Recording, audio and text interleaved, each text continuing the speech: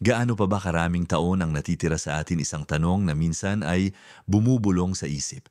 Lalo na kung nararamdaman na natin ang paghina ng ating katawan. Hindi madaling tanggapin na ang bawat araw ay nagdadala ng mga pagbabago sa ating pisikal na kalusugan. Na minsan ay nagbibigay ng takot o pangamba, ang dating madali nating ginagawa ay tila unti-unting humihirap. Pakiramdam natin, mas mabilis tayong mapagod, mas madalas sumakit ang likod, o may mga bagay na madali na nating makalimutan. Nakikita natin ang mga lolo't lola o kahit ang ating mga magulang na lumalaban sa iba't ibang karamdaman at nagtatanong tayo, ito na ba ang aking magiging kapalaran? Pero alam nyo ba, ang mga pagbabagong ito ay hindi dapat katakutan. Sa halip, isa itong paanyaya na mas intindihin ang sarili at gamitin ang kaalaman na ito para pahabain at pagandahin pa ang mga taon na natitira. Ang ating katawan ay parang isang matalinong sistema na nagbibigay ng mga babala, mga hudyat na dapat nating bigyang pansin. Sa video na ito, tatalakayin natin ang 7 babalang senyales na ipinapakita ng ating katawan kapag ito ay bumabagal. At higit sa lahat, ano ang ibig sabihin ng mga ito? Kaya samahan niyo ako hanggang dulo. Dahil may ibabahagi akong makakapagbigay sa inyo ng pag-asa at inspirasyon para sa mas mahaba at mas masiglang buhay. Simulan natin ang ating paglalakbay sa pag-unawa sa ating sariling katawan.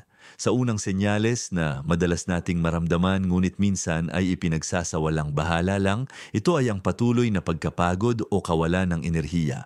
Hindi ito yung tipong pagod ka lang dahil kulang ka sa tulog o galing ka sa maghapong pagtatrabaho. Ito yung pakiramdam na kahit nakapahinga ka na ng sapat o kahit wala ka namang ginawang mabigat. Ramdam mo pa rin ang matinding pagod sa buong katawan, tipong paggising mo pa lang sa umaga, tila pagod ka na agad, parang may mabigat na nakasabit sa bawat galaw mo. Naalala nyo pa ba nung bata pa tayo o kahit nung nasa kabataan na kahit maghapon tayong gumala o gumawa ng kung ano-anong bagay, parang hindi tayo nauubusan ng enerhiya ngayon. Minsan nga kahit maglinis lang ng bahay o maglakad-lakad sa palengke, tila naubos na ang lakas natin.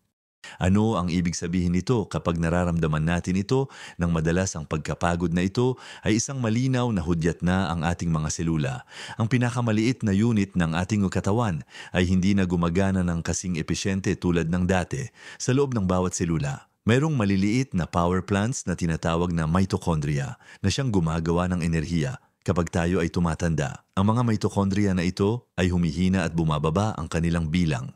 Dahil dito, mas kakaunting enerhiya ang nalilikha ng ating katawan kaya kahit simple lang ang ginagawa natin. Mabilis tayong mapagod, maaari rin itong senyalis ng kakulangan sa mahahalagang bitamina at mineral tulad ng vitamin B12 o iron na mahalaga sa produksyon ng enerhiya at oxygen sa ating dugo. Bukod pa rito, ang patuloy na pagkapagod ay maaari ding indikasyon ng mga di nakikitang pamamaga sa loob ng katawan na siyang nagdudulot ng stress sa ating sistema at nakakaubos ng enerhiya.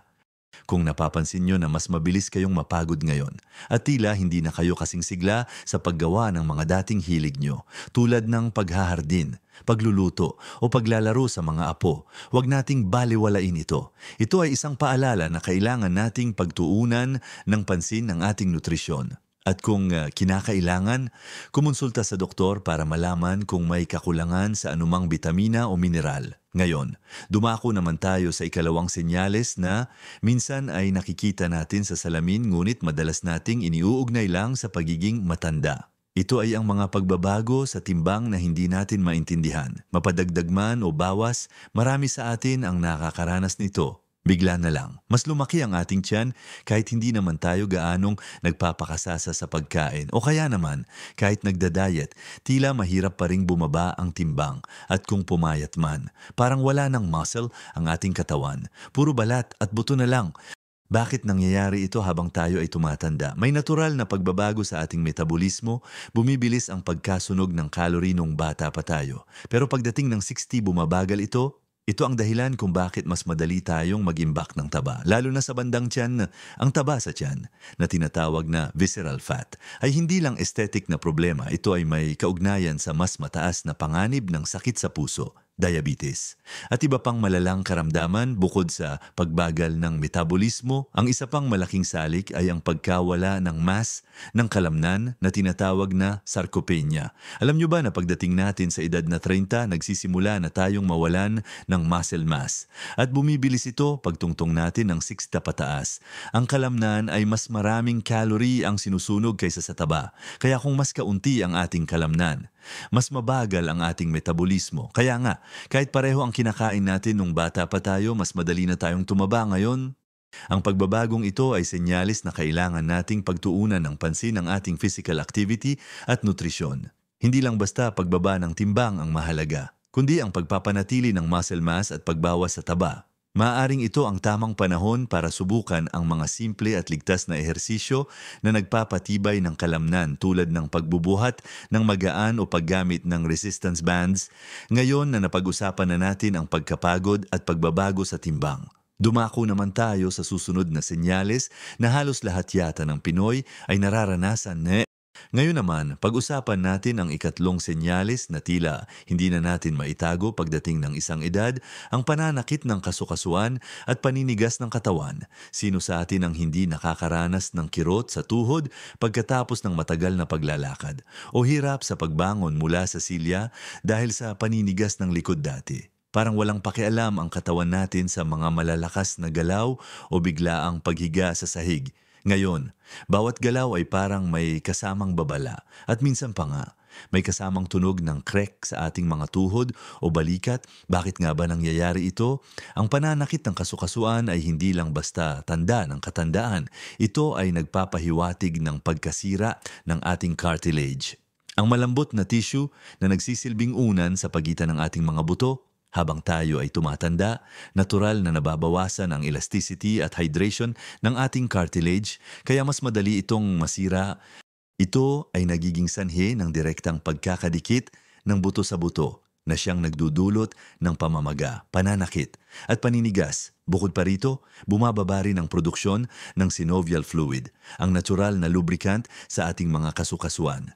Kaya nagiging mas mahirap ang paggalaw. Ang paninigas ng katawan, lalo na sa umaga, ay senyales din na ang ating mga muscles at ligaments ay hindi na kasing elastic tulad ng dati.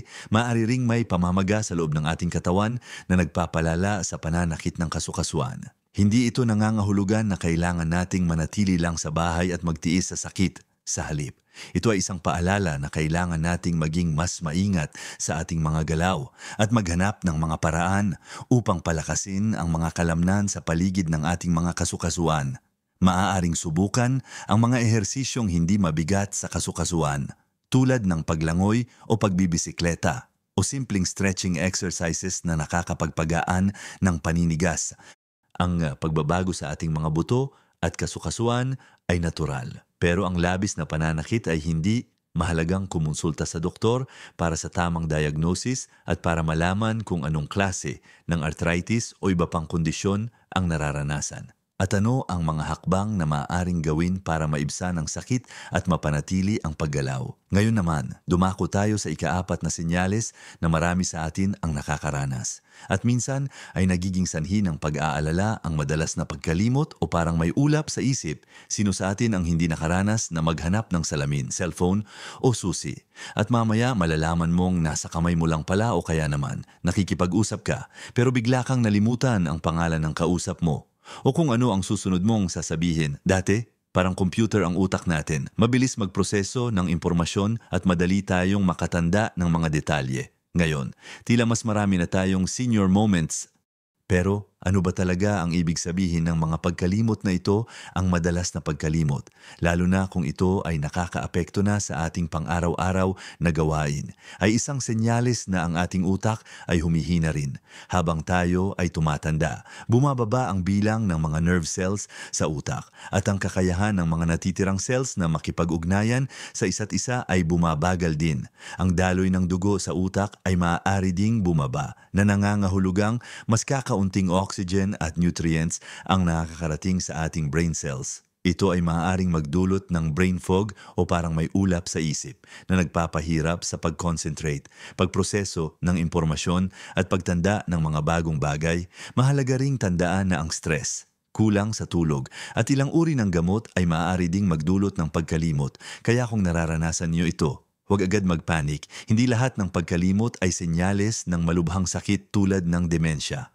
Subalit, ito ay isang mahalagang babala na kailangan nating pagtuunan ng pansin ang kalusugan ng ating utak, ang pagbabasa, paglutas ng puzzle, pag-aaral ng bagong kasanayan, at pananatili ng koneksyon sa mga mahal sa buhay ay ilan sa mga paraan para panatilihing aktibo ang ating utak. Ang pagkaing mayaman sa omega-3 fatty acids tulad ng isda ay nakakatulong din sa kalusugan ng utak. Kung ang pagkalimot ay nagiging mas madalas o nakakaapekto na sa iyong pang-araw-araw na pamumuhay, mahalagang kumonsulta sa doktor para sa tamang pagtatasa. Sa huli, dumako tayo sa ikalimang senyales na tila hindi na natin maiiwasan pagdating ng isang edad ang mga problema sa panunaw. Ngayon, dumako na tayo sa ikalimang senyales na minsan ay hindi natin pinapansin pero malaki ang epekto sa ating araw-araw na buhay, ang mga problema sa panunaw. Sino sa atin ang hindi nakaranas ng pagkabingi? Paglaki ng tiyan pagkatapos kumain kahit kaunti lang, o ang hirap sa pagdumi na tila naging parte na ng ating pang-araw-araw na pagdurusa dati. Parang anumang kainin natin madaling matunaw, hindi tayo halos nakakaranas ng indigestion o heartburn. Ngayon, parang bawat pagkain ay may kaakibat na discomfort. Bakit nga ba ito nangyayari habang tayo ay tumatanda? Ang ating digestive system ay bumabagal din. Ang proseso ng panunaw ay nagiging mas mabagal dahil bumababa ang produksyon ng digestive enzymes, ang mga chemical na tumutulong sa pagtunaw ng ating pagkain. Dahil dito, hindi ganap na natutunaw ang ating kinakain na nagiging sanhi ng pagkabingi, pamamaga ng tiyan at heartburn. Bukod pa rito, ang paggalaw ng pagkain sa ating bituka na tinatawag na peristalsis ay humihina rin. Ito ang dahilan kung bakit mas madalas tayong makaranas ng constipation o pagtitibi. Minsan, mas matagal na naiiwan ang pagkain sa bituka na nagiging sanhi ng discomfort at pagdami ng masasamang bakterya. Ang komposisyon din ng ating gut microbiome, ang koleksyon ng bilyon-bilyong bakterya sa ating bituka, ay nagbabago habang tayo ay tumatanda. Maaaring bumaba ang bilang ng mga good bacteria na mahalaga sa panunaw at sa ating immune system. Ang mga pagbabagong ito ay senyalis na kailangan nating bigyang pansin ang ating dieta. Ang pagdagdag ng mas maraming fiber mula sa gulay at prutas, pag-inom ng sapat na tubig, at pag-iwas sa mga processed food ay makakatulong. Maaari ding subukan ang mga probiotic-rich food tulad ng yogurt o fermented foods na nakakatulong sa pagpapanatili ng malusog na gut microbiome. Hindi dapat baliwalain ang mga problema sa panunaw dahil malaki ang epekto nito sa ating pangkalahatang kalusugan at kaginhawaan. Kung ito ay nagiging malubha o patuloy na nararanasan, mahalagang kumonsulta sa doktor para malaman ang pinagbabatayan ng problema. Ngayon naman, pag-usapan natin ang ika-6 na senyales na minsan ay hindi natin masyadong napapansin hanggat hindi natin direkta itong nararanasan, ang mas mabagal na paggaling ng sugat at mas madaling pagkakapasa. Naalala niyo pa ba nung bata tayo na kahit malalim na gasgas, mabilis lang gumaling ngayon? Parang isang maliit na hiwa lang sa daliri, ang tagal bago gumaling at magbara ang sugat. O kaya naman, isang simpleng pagkabangga lang sa mesa. Pero may pasa na agad na malaki at matagal bago mawala. Bakit nga ba mas matagal tayong gumaling ngayon at mas madali tayong mapasa? Ito ay isang malinaw na hudyat na ang ating balat na siyang pinakamalaking organ ng ating katawan ay humihina at ang ating immune system ay hindi na kasing epektibo tulad ng dati. Habang tayo ay tumatanda, nababawasan ang produksyon ng collagen at elastin sa ating balat. Ang collagen ay siyang nagbibigay ng lakas at integridad sa balat, habang ang elastin naman ay nagbibigay ng pagkalambot at kakayahang bumalik sa dati nitong forma. Kapag nabawasan ang mga ito, nagiging mas manipis at mas marupok ang ating balat. Kaya mas madali itong masira at mas madaling magkapasa. Ang mga daluyan ng dugo sa ilalim ng balat ay nagiging mas marupok din.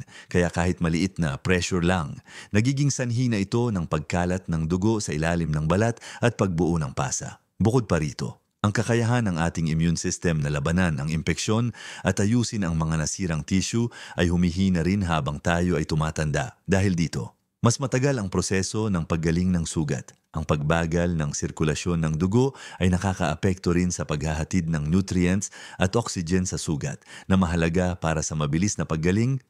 Kaya kung napapansin nyo na mas matagal gumaling ang inyong mga sugat o mas madalas kayong magkapasa na hindi nyo maintindihan ang pinagmulan, ito ay isang senyales na kailangan nating pagtuunan ng pansin ang ating nutrisyon, lalo na ang mga pagkaing mayaman sa vitamin C at K na mahalaga para sa kalusugan ng balat at clotting ng dugo. Mahalaga ring protektahan ang ating balat mula sa direktang sikat ng araw at panatilihin itong hydrated. Ngayon, dumako naman tayo sa ikapitong senyales, ang huli sa ating listahan, na malaki ang epekto sa ating pangkalahatang kagalingan, ang pagbabago sa ating pattern ng pagtulog.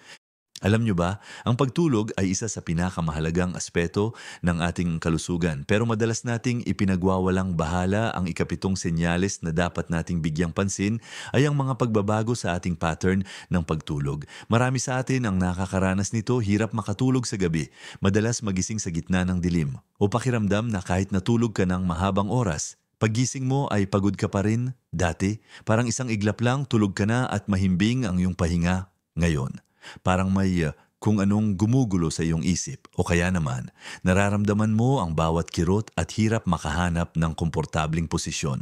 Ang pagbabago sa pagtulog ay hindi lang basta nakakainis.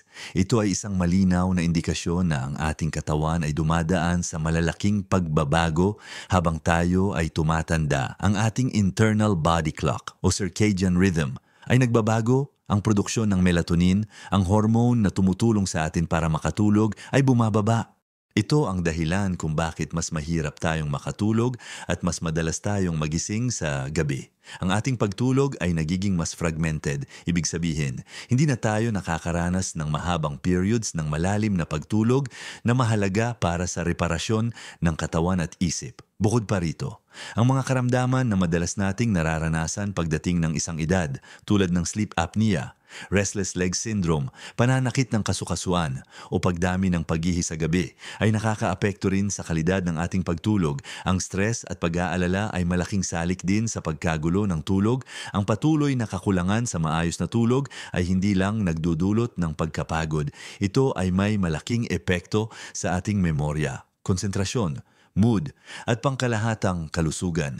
Ito ay nagpapataas ng panganib ng aksidente, sakit sa puso, diabetes, at maging ng depresyon. Kung nahihirapan kayong matulog o kung hindi nyo na nararamdaman ang restorative sleep na dating nararanasan nyo, ito ay isang babala na kailangan nating seryosohin. Ang ating sleep hygiene, ang pagpapanatili ng regular na oras ng pagtulog, pag-iwas sa kape at alkohol bago matulog, paglikha ng komportabling sleeping environment, at pag-iwas sa gadgets bago matulog ay makakatulong. Kung patuloy pa rin ang problema, mahalagang kumonsulta sa doktor dahil maaaring may pinagbabatayan na kondisyon na kailangan ng atensyon. Ngayon, napag-usapan na natin ang 7 senyales na tila ibinubulong sa atin ng ating katawan: ang patuloy na pagkapagod, ang pagbabago sa timbang, ang pananakit ng kasukasuan, ang madalas na pagkalimot, ang problema sa panunaw, ang mabagal na paggaling ng sugat, at ang pagbabago sa pattern ng pagtulog. Ito ay hindi mga hudyat para tayo ay matakot o mawalan ng pag-asa. Sa halip, ang mga senyales na ito ay mahalagang impormasyon na ibinibigay sa atin ng ating katawan upang mas maintindihan natin ang mga pagbabago na nangyayari sa loob at para maging proactive sa ating kalusugan. Isipin nyo, hindi ba't mas mainam na alam natin ang mga babala para makagawa tayo ng nararapat na aksyon?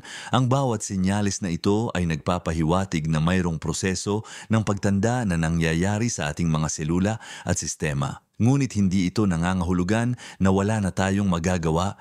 Sa katunayan, napakarami pa tayong magagawa para pabagalin ang paghina ng ating katawan at pahabain ang ating buhay na may kalidad. Tandaan, hindi tungkol sa dami ng taon ang usapan dito, kundi ang kalidad ng mga taon na iyon, ang bawat maliit na pagbabago sa ating pamumuhay, tulad ng pagpili ng mas masustansiyang pagkain, pagdagdag ng simpleng ehersisyo sa ating pang-araw-araw na gawain, pag-aaral ng mga bagong bagay, o pag-iwas sa stress, ay malaking tulong para sa ating pangkalahatang kalusugan at kagalingan. Hindi kailangan ng malaking pagbabago o gastusin para magsimula. Minsan, ang pagbabago ng isang simpleng habit sa isang araw ay magiging simula ng isang mas malusog at mas masiglang buhay. Kaya huwag tayong panghinaan ng loob. Ang mga senyalis na ito ay paalala lamang na ang ating katawan ay kailangan ng mas matinding pangangalaga at pagmamahal. Ito ay isang imbitasyon para mas makinig tayo sa ating sarili. At kung kinakailangan, huwag mag-atubiling humingi ng payo mula sa mga eksperto o doktor. Ang pagkakaroon ng kaalaman ay ang unang hakbang tungo sa pagiging mas empowered. Mahalaga na maging mapagmasid sa ating sarili.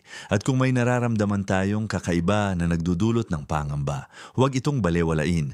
Ang bawat isa sa atin ay may kakayahang baguhin ang ating kapalaran sa kalusugan. Ang pagtanda ay isang natural na proseso. Ngunit ang pagtanda ng may sakit ay isang pagpipilian na pwede nating iwasan. Hindi pa huli ang lahat para simulan ang pagpapahalaga sa ating kalusugan. Kaya ano pa ang hinihintay nyo? Simulan nyo na ngayon ang paggawa ng maliliit na pagbabago na magdudulot ng malaking benepisyo sa inyong buhay. Nais kong marinig ang inyong mga karanasan at saloobin. May mga senyalis ba kayong nararanasan na nagbigay sa inyo ng pag-aalala? Ano ang mga ginawa ninyo para masolusyonan ito? Ibahagi ang inyong mga kwento sa comment section sa ibaba. Ang inyong mga karanasan ay maaaring makatulong sa iba. Kung nagustuhan nyo ang video na ito at nakita nyo itong kapaki-pakinabang, paki-like po at mag-subscribe sa ating channel para sa mas marami pang makabuluhang content tungkol sa kalusugan at buhay na may kalidad. Tandaan, ang buhay ay isang regalo. Mabuhay ng masigla at buo ang bawat taon. Sa bawat edad,